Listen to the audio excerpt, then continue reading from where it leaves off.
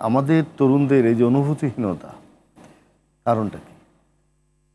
সব কিছু খুব মেকানিক্যাল হয়ে গেছে। তো আপনি যদি 4-5 বছরের বাচ্চা থেকে শুরু করেন, সবার জীবনটাই বাক্সবন্দী।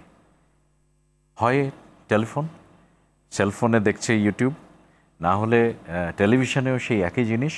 আমাদের একটা খেলার মাঠ নেই। আমাদের শৈশব আমরা যেটা করেছি যে দুপুরবেলায় যেভাবেই হোক মায়ের চোখ ফাঁকি দিয়ে আমাদেরকে স্কুলের মাঠে যেতেই হবে, ফুটবল খেলতেই হবে অথবা ক্রিকেট খেলতেই হবে।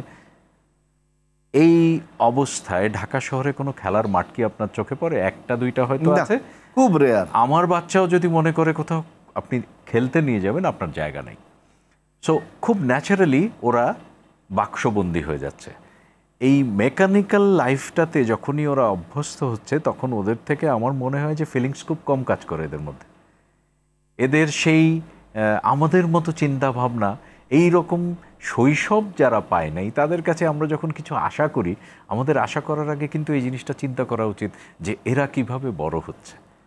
সেই বড় হওয়ার জন্য যে প্রপার এনভায়রনমেন্টটা দেওয়া দরকার, সেটা কি আমরা দিতে পেরেছি? এদের সামনে কোনো দিগন্ত নেই। ট্রু।